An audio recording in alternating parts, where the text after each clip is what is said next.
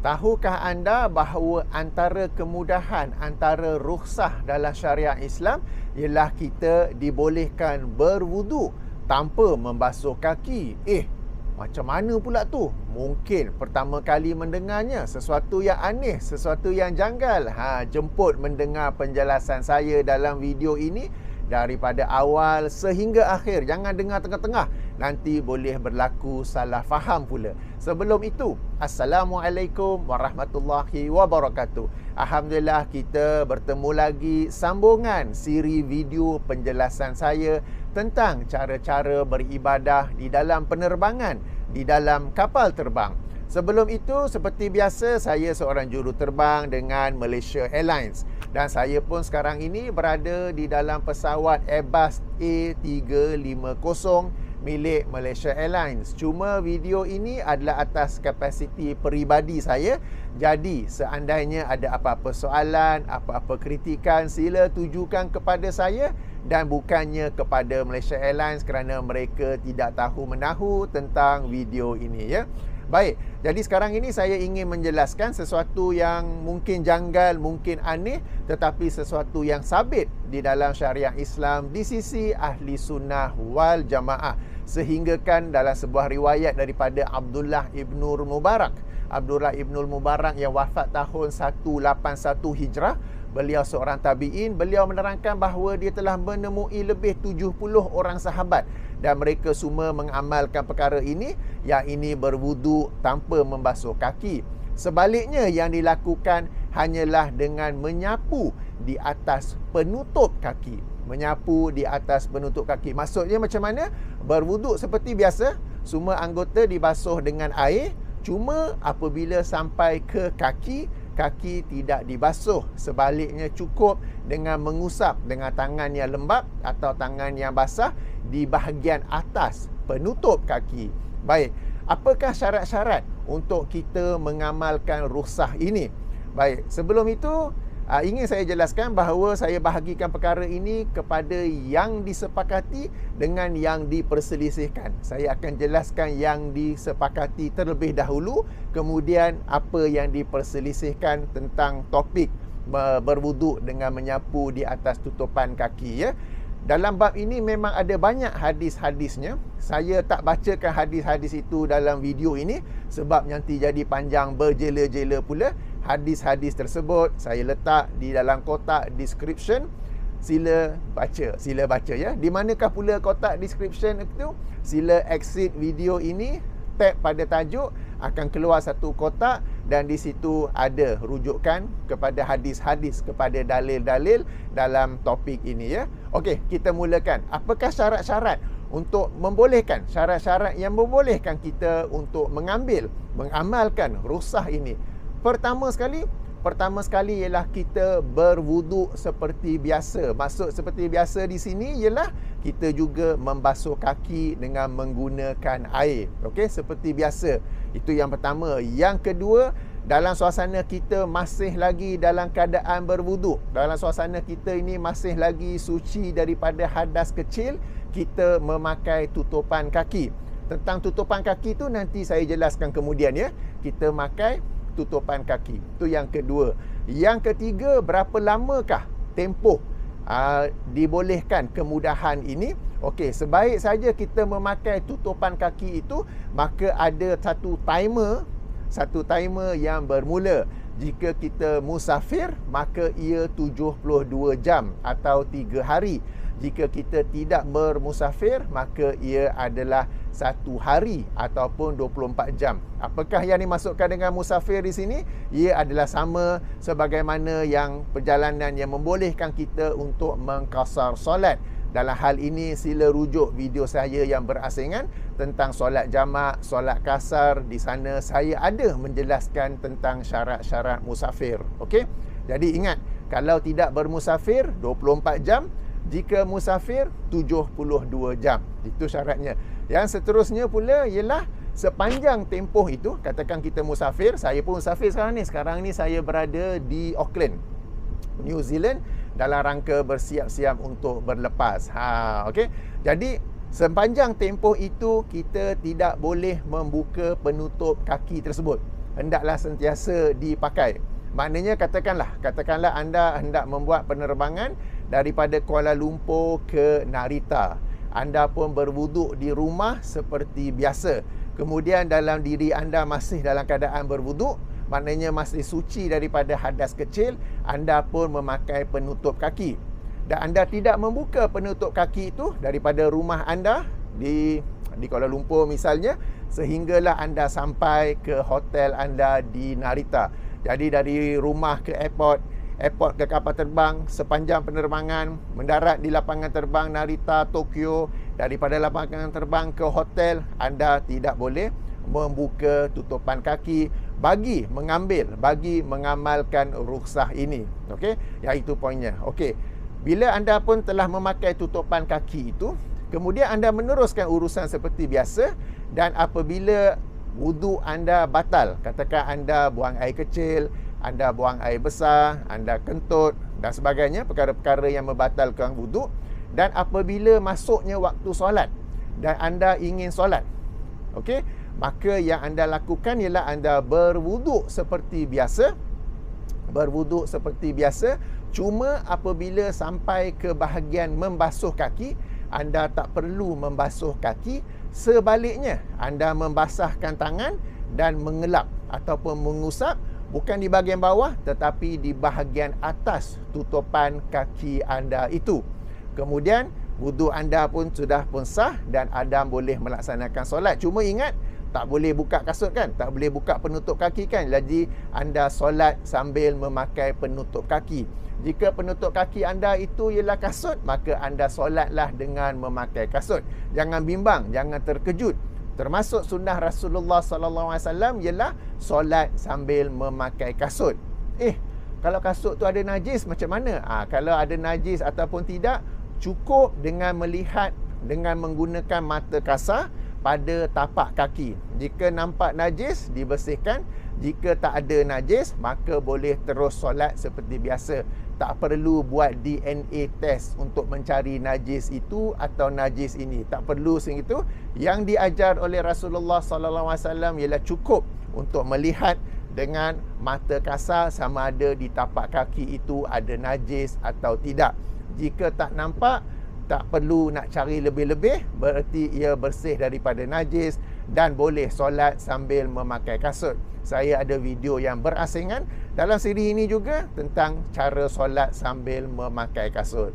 Jadi itulah perkara-perkara yang disepakati tentang berwuduk sambil menyapu di atas tutupan kaki. Okey.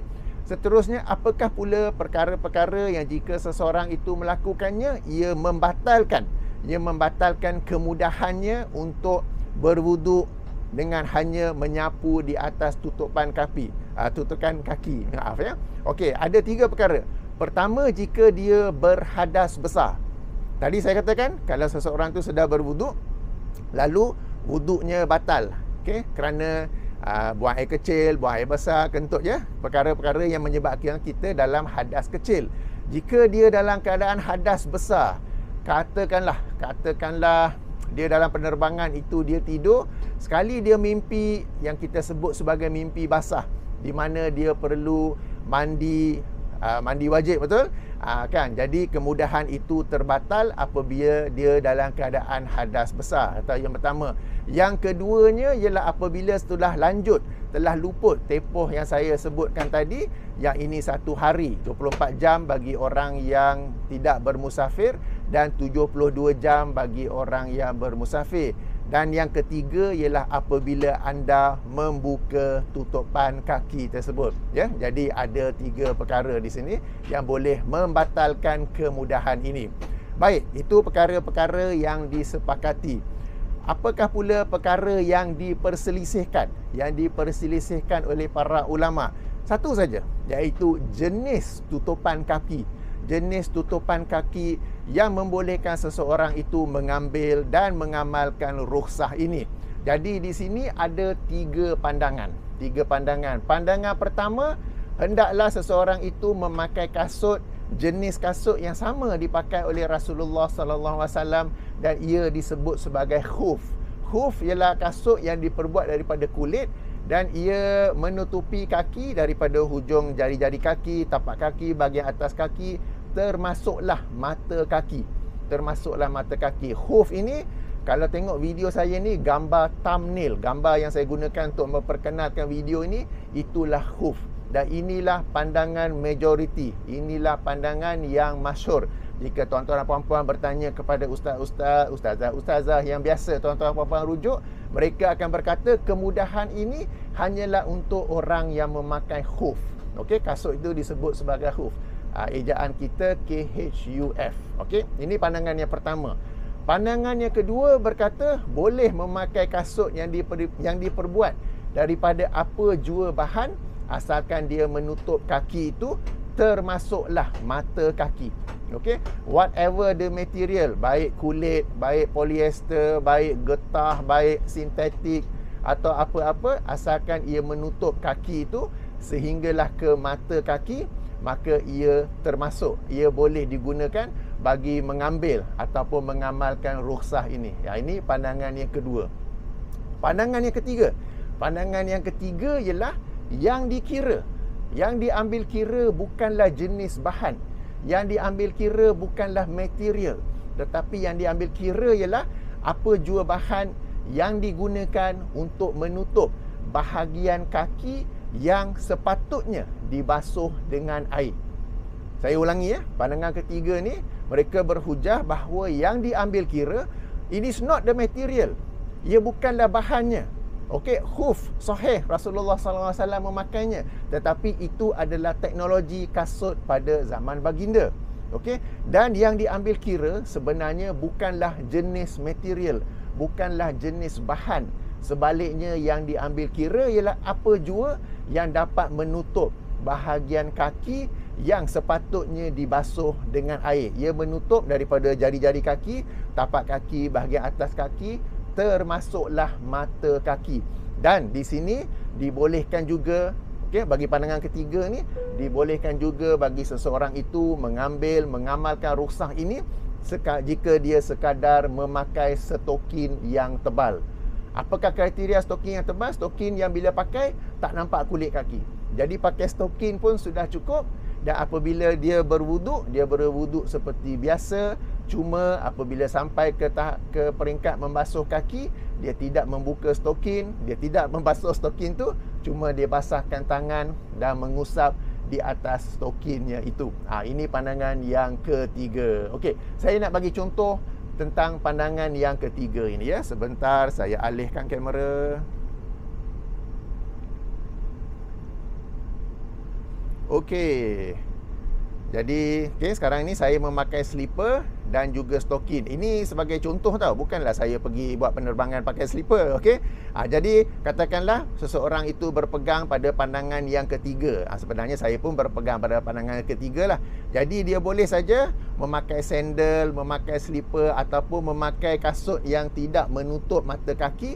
Yang penting dia ada stokin yang tebal. Stokin yang tebal. Sebagai contoh sekarang ini saya memakai slipper dan ada stokin. Okey, jadi apabila saya hendak bertolak dari rumah ataupun dari hotel ke airport, ke lapangan terbang, mula-mula saya ambil wuduk terlebih dahulu seperti biasa dan saya membasuh kaki seperti biasa. Kemudian saya memakai stokin.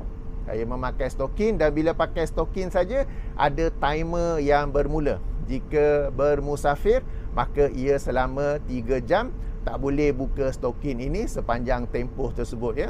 Kemudian saya meneruskan urusan dan wuduk pun batal. Masuknya waktu solat, saya hendak mengambil wuduk. Saya berwuduk seperti biasa, cuma apabila sampai ke tempat, sampai ke bahagian membasuh kaki, saya cukup membasahkan tangan dan mengusap di bahagian atas stokin. Okey, sama juga untuk kaki yang sebelah lagi, mengusap di atas bahagian stokin. Sekali boleh, 2 kali boleh, tak mengapa, tetapi yang penting mengusap. Dan ia di bahagian atas, bukannya di bahagian bawah. Ia di bahagian atas. Kemudian saya melaksanakan solat dengan stokin. Stokin ini dikira penutup kaki. Bagi orang yang tak nak pegang pada pandangan ketiga ni, dia berpegang pada pandangan yang kedua, yang ini kasut. Tak kisah kasut tu materialnya apa, asalkan menutup mata kaki. Mata kaki ni dua tulang yang membonjol di sini. Nak sebut buku lali ke, pergelangan kaki ke, ataupun mata kaki, ia mestilah menutup di sini. Yang ini bahagian yang lazim kita basuh apabila kita berwuduk. Jadi dipakai kasut itu, maka hendaklah dia juga solat dengan memakai kasut. Okey, ini bagi yang berpegang dengan pandangan yang kedua. Bagi yang pegang pandangan pertama, hendaklah dipakai kasut yang disebut sebagai khuf itu daripada rumahnya. Okey, jadi saya memegang pandangan yang cukup dengan apa jua yang menutup kaki kita, termasuklah stokin. Okey, tak perlu seseorang tu bersusah-susah pula mencari kasut yang sehingga menutup buku lali. Sebab sebahagian orang pakai sandal, sebahagian orang sudah pun ada kasut. Cumanya kasut dia tidaklah menutup buku lali. Kasut yang menutup buku lali ni tak semestinya kasut boot, tetapi boleh cari kasut yang disebut sebagai high cut. Terjemahan kita potongan tinggi, high cut ya. Okey, cukup dengan kasut seperti itu.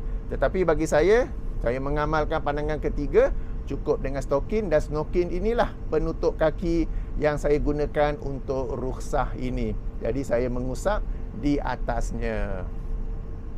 Okey, alright, kembali ke sini. Okey, jadi itulah penjelasan tentang kemudahan ataupun rukhsah berwuduk tanpa membasuh kaki, sebaliknya cukup dengan menyapu di atas penutup kaki. Sebelum tuan-tuan bapa ada yang terkejut, ada yang bertanya kepada ustazah yang biasa, saya katakan mereka akan jawab syaratnya ialah kena pakai khuf. Itu memang maklum, memang masyhur.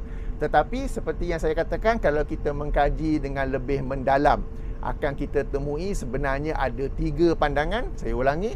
Pertama, khuf. Kedua, apa jua kasut, tak kisah dibuat daripada material apa-apa, asalkan ia menutupi mata kaki, menutupi dengan penuh mata kaki. Dan pandangan yang ketiga, yang diambil kira bukanlah material, yang diambil kira bukanlah kasut ataupun bukan kasut, tetapi yang diambil kira ialah apa-apa tutupan yang dapat menutup bahagian kaki yang lazimnya dibasuh, yang sepatutnya dibasuh. Dan stokin yang tebal termasuk dalam apa yang dimasukkan dengan tutupan kaki yang tebal itu. Jadi inilah kemudahan yang saya masukkan sebagai bolehnya kita berwuduk tanpa bersusah-susah untuk membasuh kaki. Sebelum kita berakhir, sedikit ulang kaji. Apakah syarat-syarat untuk kita membolehkan kita mengamalkan rukhsah ni? Ia terbahagi 2. Syarat yang disepakati dan syarat yang diperselisihkan. Syarat yang disepakati ialah kita berwuduk terlebih dahulu secara biasa, secara normal, basuh kaki dengan air. Kemudian dalam suasana masih berwuduk, kita memakai tutupan kaki. Dan bila saja kita pakai tutupan kaki, ada satu timer yang bermula. Kalau bermusafir 72 jam, kalau berada di tempat yang kita tidak tempat sendiri, tidak bermusafir, ia 24 jam. Dan selama tempoh itu tak boleh membuka tutupan kaki tersebut. Kemudian apabila kita meneruskan urusan, wuduk telah pun batal, maka apabila kita hendak solat, kita hendak ambil wuduk, kita berwuduk seperti biasa, cuma apabila sampai ke bahagian basuh kaki, kita tak perlu membasuh kaki dengan air, cukup dengan kita membasahkan tangan, melembabkan tangan, dan kita mengusap di bahagian atas tutupan kaki tersebut, dan kemudian kita boleh solat dengan memakai tutupan kaki itu. Jangan pergi buka pula, sebab ingat syarat tadi tak boleh buka kan. Jadi sebab dalam penerbangan kita mungkin ada beberapa waktu solat, jadi kita akan ambil wuduk beberapa kali. Jadi kita nak adanya kemudahan ini untuk terus kita gunakan sampailah kita sampai ke destinasi. Dan ini satu lagi poin penting saya terlupa, ia tidak terhad kepada dalam kapal terbang saja, boleh dalam apa-apa jua bentuk suasana, baik musafir ataupun mastautin. Tidak semestinya di dalam kapal terbang sahaja, boleh saja kereta api, bas ekspres dan sebagainya ya. Okey. Apakah pula perkara-perkara yang membatalkan kemudahan ini? Pertama, apabila anda membuka tutupan kaki tersebut. Kedua, apabila anda telah pun terkeluar daripada tempoh yang dibolehkan tadi. Dan yang ketiga, apabila anda dalam keadaan hadas besar. Mesti ada yang bertanya, kalau dah hadas besar langkah terbang nak mandi wajib macam mana? Kita sebenarnya boleh bertayamum sebagai ganti mandi wajib. Sila rujuk video saya yang khas tentang mandi wajib dan tayamum. Okey? Jadi ini perkara-perkara yang membatalkannya. Yang diperselisihkan apa? Yang berdiselisihkan satu saja jenis tutupan kaki itu. Jenis tutupan kaki, dan ada 3 pandangan. Pandangan yang masyhur mesti pakai khuf. Yang ini jenis kasut yang dipakai oleh Rasulullah sallallahu alaihi wasallam.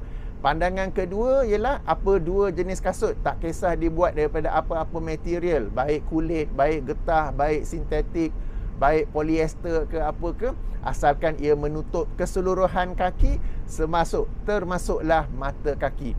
Dan pandangan ketiga ialah yang diambil kira bukanlah jenis, bukanlah material, bukanlah ia diperbuat daripada apa, sebaliknya diambil kira ialah apa-apa bahan yang dapat menutup bahagian kaki yang sepatutnya dibasuh apabila berwuduk. Ia tak semestinya kasut, stokin pun termasuk dalam kebolehan ini asalkan ia tebal. Alright? Stokin yang nipis sehingga boleh nampak kulit kaki, ia tidak termasuk dalam kemudahan ini. Jadi ini yang ingin saya jelaskan. Ingat hadis-hadis yang saya masukkan dalil-dalil, sila rujuk di bahagian description. Baik. Subhanakallahumma wa bihamdika asyhadu an la ilaha illa anta astaghfiruka wa atubu ilaika. Assalamualaikum warahmatullahi wabarakatuh.